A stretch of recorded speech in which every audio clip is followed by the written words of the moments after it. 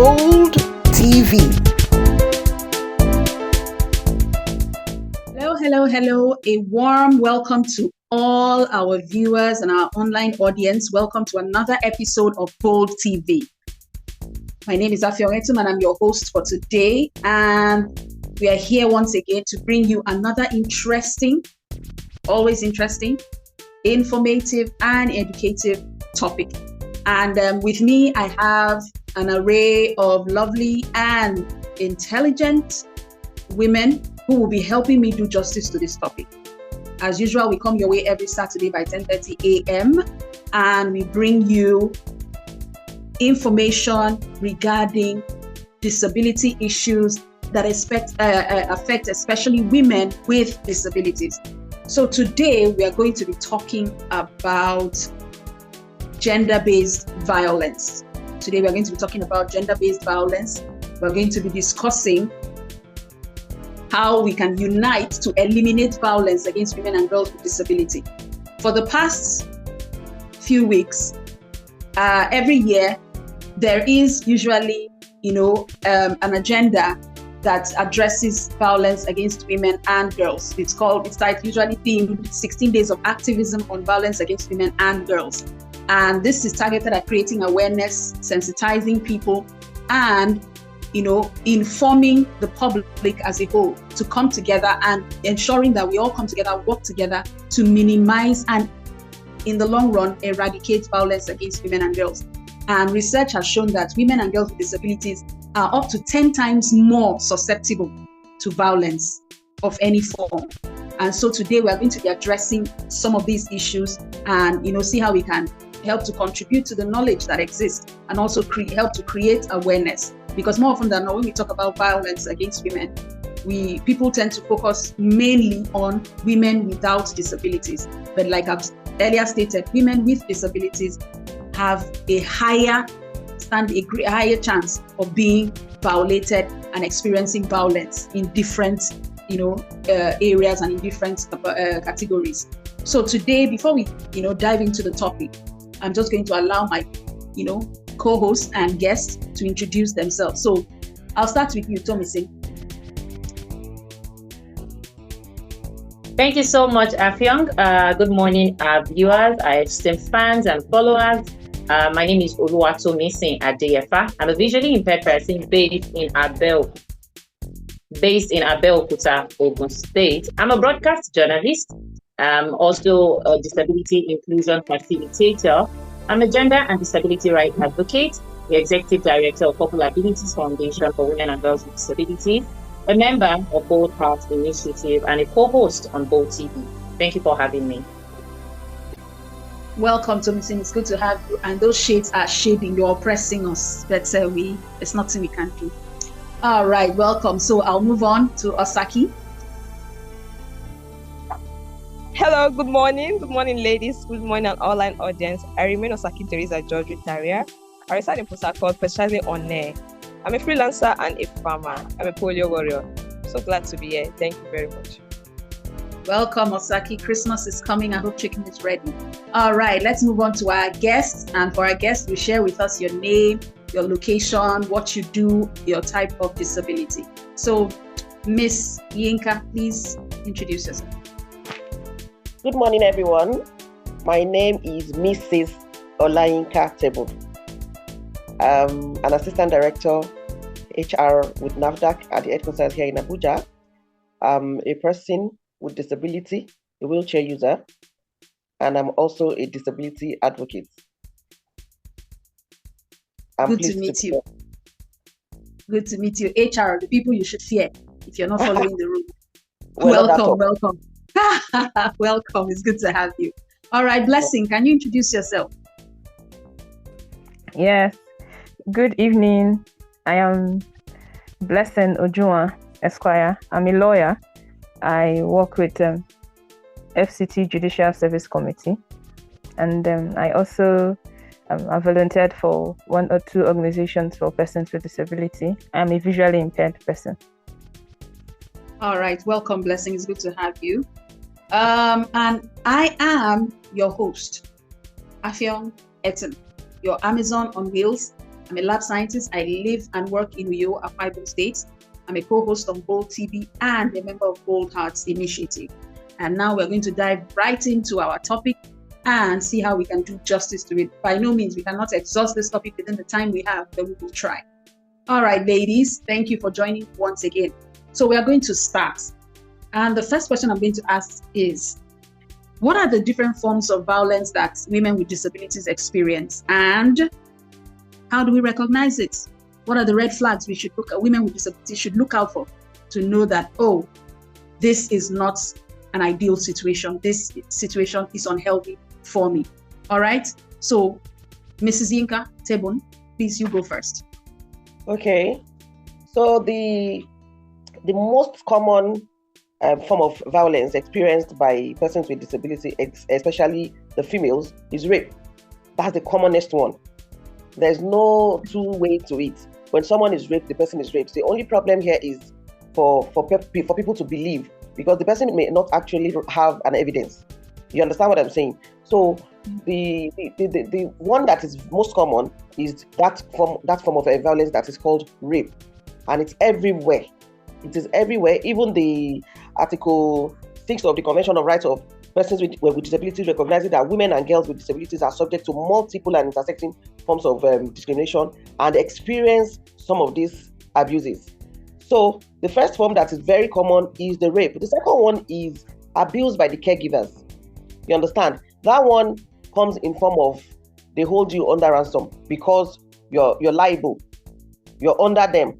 And then they can use different means to just hold you to ransom. If you don't get this done, I'm going to withhold your assistive device or your medication or maybe your necessities and all of that. So you'll be subjected to whatever they tell you to do. That's another form. And then the third one is the emotional one. So once you see somebody giving you abusive words, derogatory words, subjugating words, you begin to identify that, no, this is a form of abuse. It does not gladden your heart. And then you begin to feel down and less of yourself. Those are symptoms. For rape, you don't really need any signs or symptoms. Rape is rape. All you need is to be believed. Okay, thank you very much. Thank you so much. So you mentioned rape, mentioned neglect of or abuse by caregivers and emotional. Yes. And then you also mentioned emotional abuse. All right, Thomasin, do you want to add to that? Okay, thank you very much, Afyong, and thank you, Mrs. Tebun, for laying that premise. There are so many forms of violence that could be perpetrated against women, and more so women with disabilities. You have the physical violence, emotional violence, social violence, economic violence, sexual violence. Which other one can I remember? Okay, I mentioned physical, right? I've mentioned emotional. I've mentioned financial violence is also another violence that perpetrated against women with disabilities. And, you know, when she was talking about emotional violence the other time, I would say that emotional violence happens to be, for me, would be the commonest, because even people who are not very close to you would do it consciously or unconsciously. It's something that, you know, sometimes people use demeaning words, they body shame you, they label you. Now, sometimes it's just, okay, so for instance, some people will say, hey, you see that lady where her leg not straight?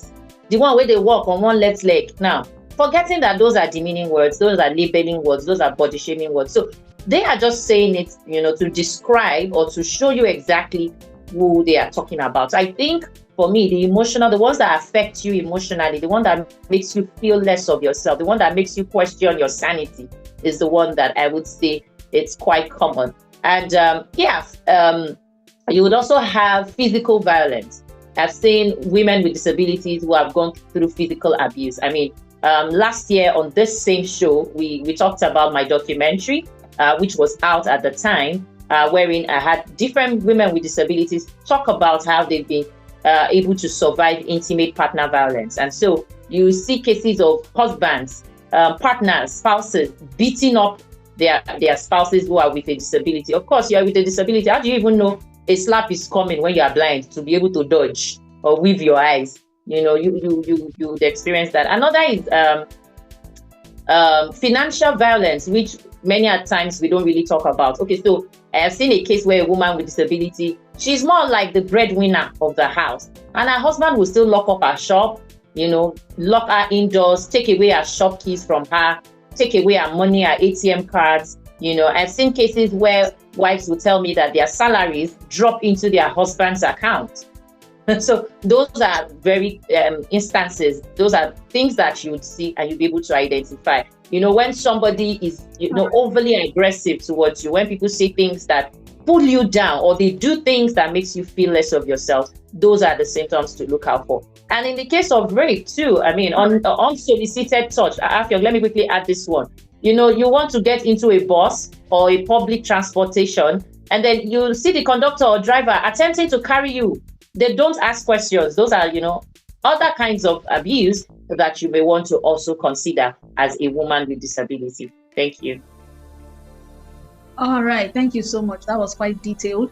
But I'll just remind us to keep our answers brief so that we can, fit everything in and do justice to all of the questions. And, one thing I really need, what you just said, people tell when people hear violence, the first thing that comes to mind is physical aggression. Somebody slaps you, somebody hits you, somebody grabs you. But now we know that violence exists in different forms. When your rights, violence is related to the word violation, where your rights, you are denied your rights, that is a violation. Your human rights, your economic rights, your social rights, whatever rights you have, because you're a human being first, you have the right to live and the right to live well. So when somebody takes away or violates or tramples on that right, it is violence and it is abuse. So now let's just move on to the next question. Blessing, if you're still with us, I want you to handle the next question because this falls right within your purview. So how does a woman with disability who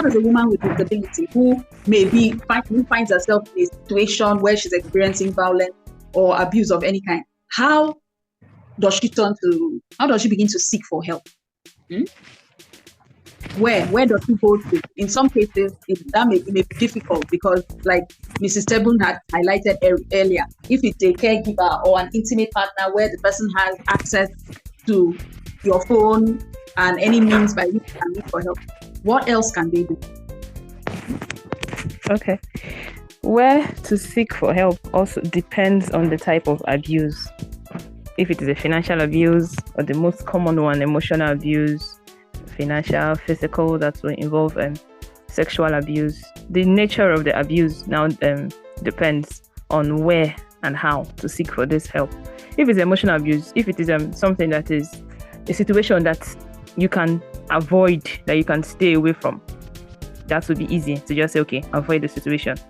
Just pull yourself out of that crowd and stay away from there. When it has to do with something finance or physical or sexual, then we begin to look for institutions, for authorities that can really weigh in. And this boils first to your circle, family, friends. They play a long way when it has to do with seeking redress in a state of abuse. I have a friend, she's visually impaired, she's married with kids. When she was going through some form of abuse, though yes, not the physical aggressive one, but abuse in serious form.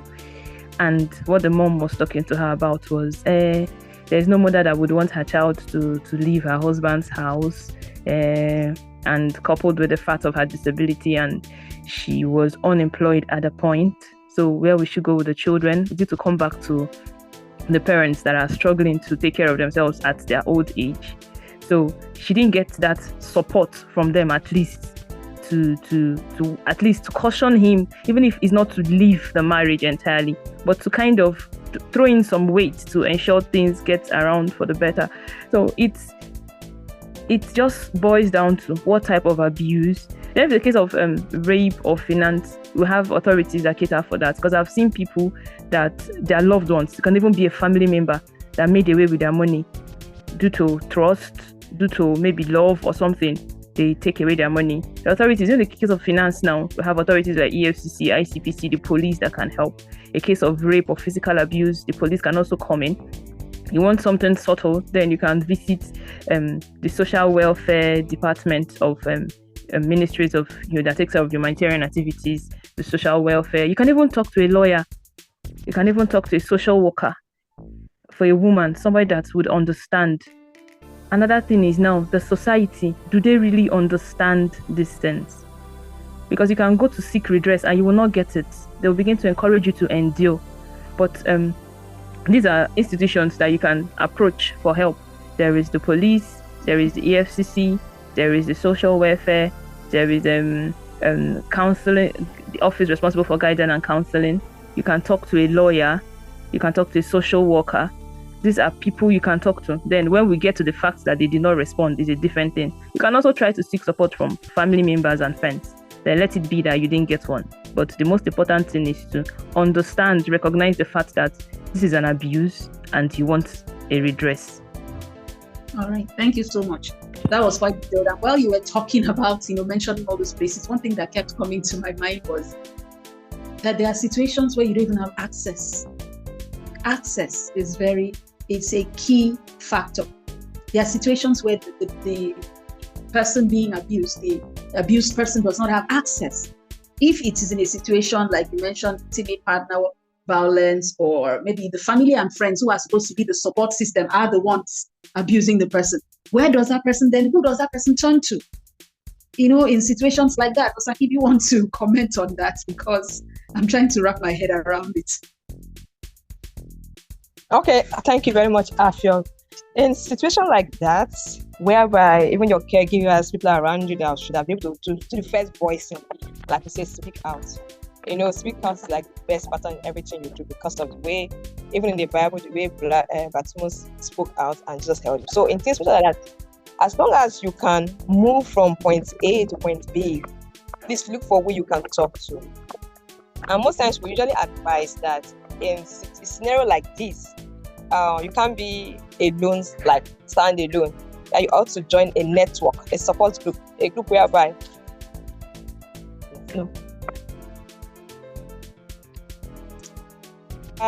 a group where you can air out your view without being judged. They'll help you counsel. They'll even direct your situations to where you can now report the case. Like, I think if you can tell, if you have friends in your network, the network of a disability group, if you can tell somebody, I know of an NGO, if you can call the person in the NGO, if it is one of co-hosts too, Fair Care Foundation.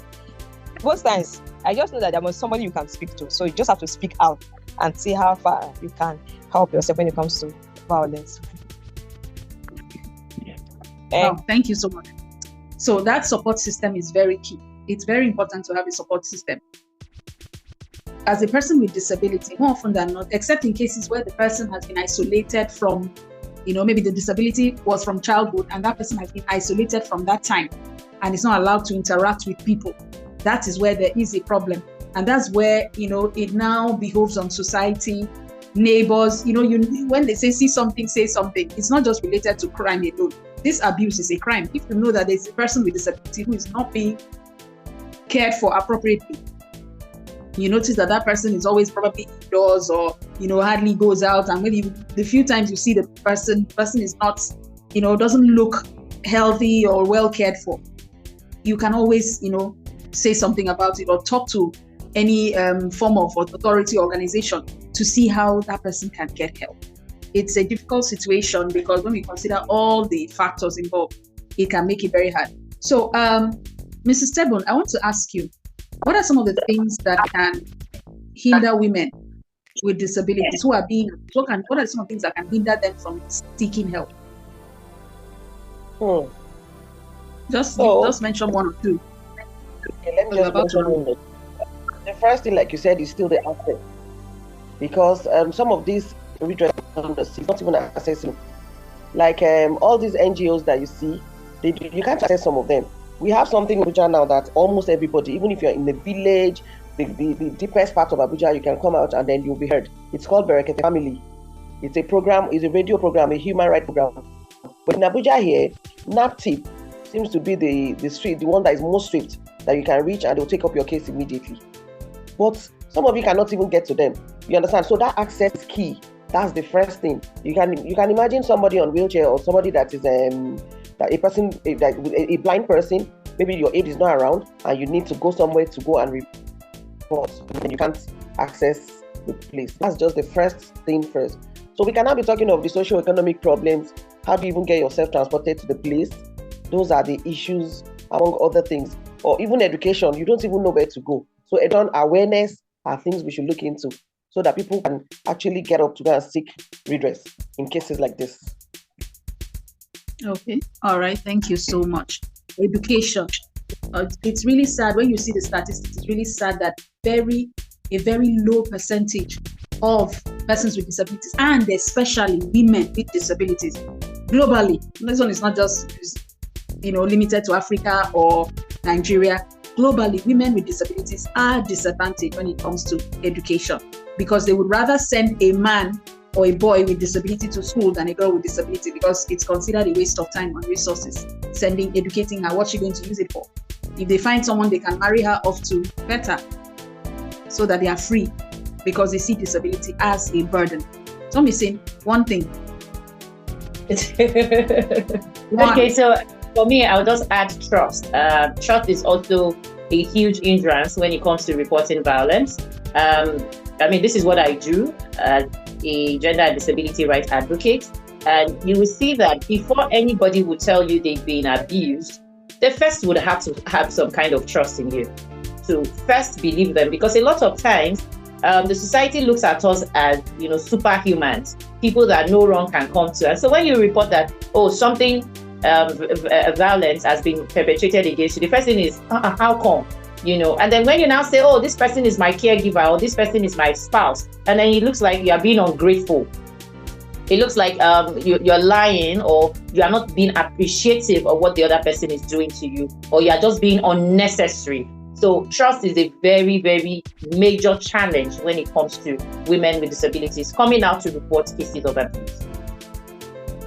All right, thank you so much. So, organizations, the society as a whole need to step up, and but that will only come with awareness, because if they do not know what to do, they will tend to lean or limit themselves, confine themselves to whatever stereotypic notions they have, the stereotypes they have in their minds concerning persons with disabilities. They talk about going to the hospital, and then the woman with disability goes there and she's pregnant or needs sexual and reproductive health care. And the first thing you get is sarcastic remarks, as in, they don't even consider you a human being, not to talk of a human being who has sexual needs. So it's a huge problem. It's a huge problem. So I think the first step will be awareness. And that brings us to the next question. And that is how each of these, society, government, family and friends, caregivers, can help women with disabilities to avoid abuse or to get out of abuse. So Tomisin, let me allow you go first, since you need to leave. All right, thank you very much. The first thing I would say is that there must be intentional advocacy and awareness about the fact that violence against women and girls with disabilities is real, and it requires all hands to be on deck for this awareness to be created. Government, non-governmental organizations, OPDs, OFDs, civil society groups, individuals with disabilities, individuals without disabilities, family, friends, everybody. We must, the mass media, the social media, all of these things must be used to spread that fact. Let everybody be aware that as a woman with disability, you can be abused and you can be a subject of abuse. And then I would also say that in creating that awareness, the awareness should also be institutionalized. It means that every part of the government, every part of our lives must be aware.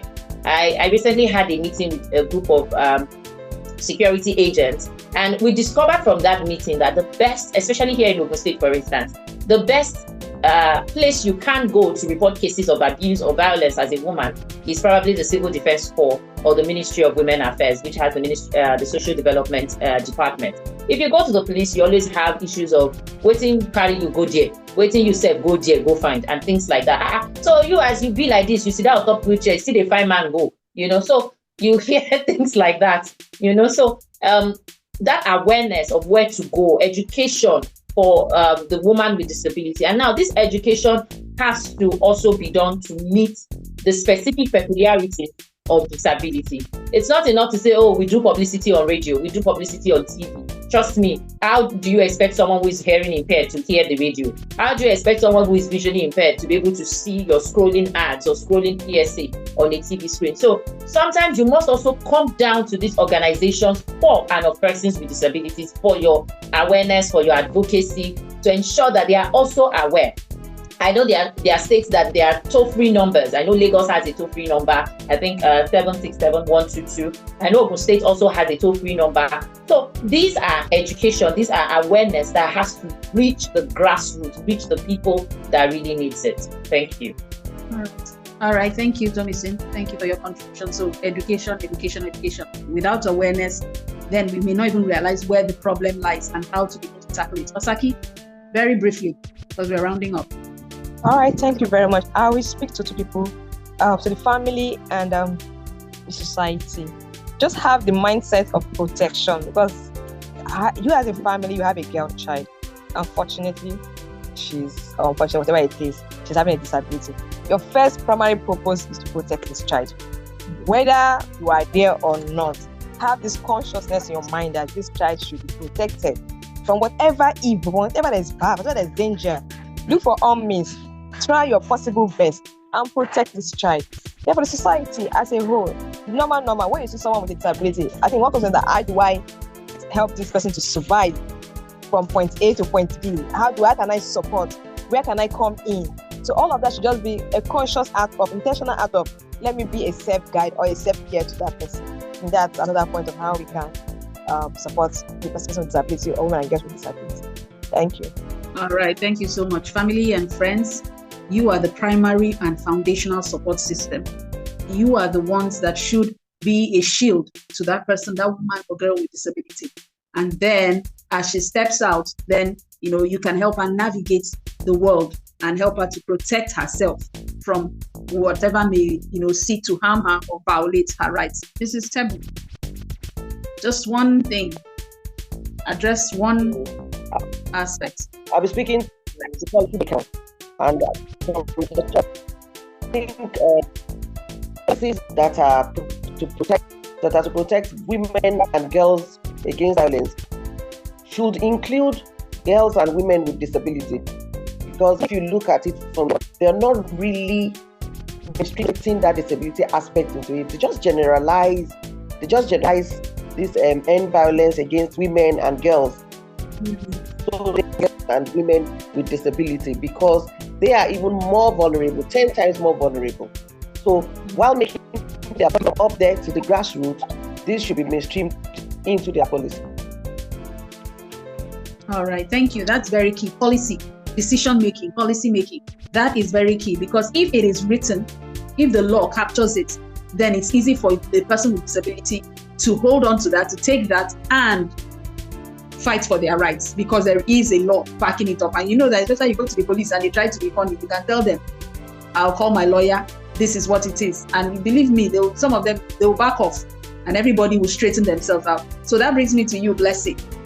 How can women or girls with disabilities who are, in situations where they're experiencing violence or abuse, how can they gain access for, get legal help, counseling, and like? Okay, we have something that is called legal aid, and it's very operational here in Abuja. Legal aid, they provide a number of lawyers that come together to provide pro bono cases, to provide them legal services free of charge to clients that are that are not financially able to access one. So we can approach the legal aid, and even where such a person reports to an organization, let's say in case of the case was taken to NAPTI or was taken to social welfare, they also have access to legal aid. They also bring these cases to legal aid. And even the senior advocates in Nigeria, they are, as part of their requirements, they are expected to handle pro bono cases yearly. So one can also approach them. We just have this idea or this notion that lawyers must be very expensive. That lawyer, he's a very big man in society, I cannot afford him. You can approach him. It could be when his first window for pro bono cases is still open. He has not taken the number he's expected to. So you can approach one. The most important thing is trying to make a move. You can sit down and be considering all the challenges, all the barriers, and nothing will happen. So it is when you decide to seek redress, to seek for help, to at least ask, let it be that you tried, then it didn't work out, but move first. Because some people don't even when you're telling them, why not bring, let's handle it, they'll still be giving you one or two excuses why they don't want to take it up. So it's all about having the firmness to want to take it up. So you can seek redress in one of the space in any of these situations. Even there are lawyers too that are willing to take up these cases, whether they want to use it for publicity case or anything. But what you want is to seek to get justice. So you just do it. It's a win-win situation. So just try, move first, then we'll take it up from there. You can even try the online pooling too. Even when we're mentioning types of abuse, we did not mention cyber abuse. Cyber abuse that I have even experienced. So it is something that you can seek. Just move first. Make up your mind to want to get justice, to want to get it redressed. Make up your mind is the most important. People just tend to sweep it under the carpet. But make up your mind too, because the more we talk about those things, the more we seek redress, the more it will go down. The whole awareness on rape generally now, the whole awareness on rape, avoid rape, consequences for rape, is because people were speaking out, and people have been speaking out, seeking for these things. That is why rape is what it is now. Years ago, rape wasn't taken so seriously as serious as it is being taken now. So it boils down to us to speak out, even for NGOs that handle these cases. You don't mention names, but publicize it. People should know this thing happens, and people should know that, if these people helped so and so person to get help, it mustn't be the true name. I can also get help. So it should be out there. That awareness should be there. All right, thank you so much. Like I said, the time we have is not enough for us to do justice to this. We don't have enough time. We will not be able to do, really go in depth into this topic. The scope is wide, and it's something that, needs to be dealt with, but at least we have laid a foundation. I believe that the key lies in, number one, creating awareness. Number two, we can never stop creating awareness, because every day, more and more people are acquiring disabilities or being born, with a disability. And then there are many people who do not have access to the information that is out there. So we need to keep doing this. We need to take the information where they may not have access to, so that more and more people will know, because more often than not, ignorance is what fuels violence in most cases. Many of these people do not know.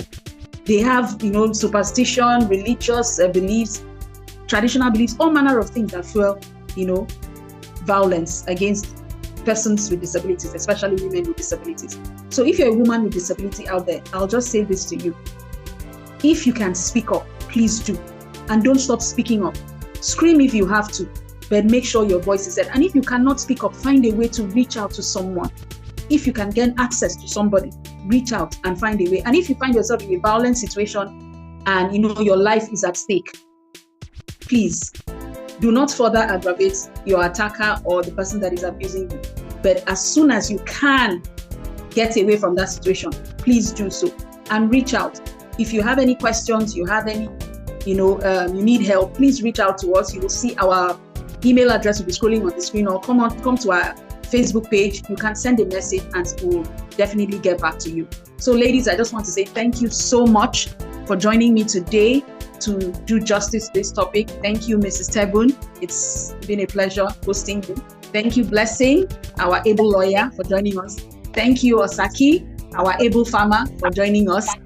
Thomasin had to drop off. She had another engagement. So, ladies, thank you so much for joining us. To our online audience, you are the real MVPs. We appreciate you for always tuning in, always joining us. Thank you so much. And then we also continue to solicit for your partnership and support. Help us by sharing this video far and wide, liking the videos, commenting on it. Subscribe to our YouTube channel. Please mute. Subscribe to our YouTube channel and watch other videos that we have put up there. in times past. So thank you so much for joining us. Until we come your way next week, Saturday, by 10:30 a.m. Ladies, let's unmute our mics and just say goodbye. All right, everyone. Bye-bye. Thank you. Bye. Stay safe. All right. Well done. All right. Stay safe. Have a long blessing.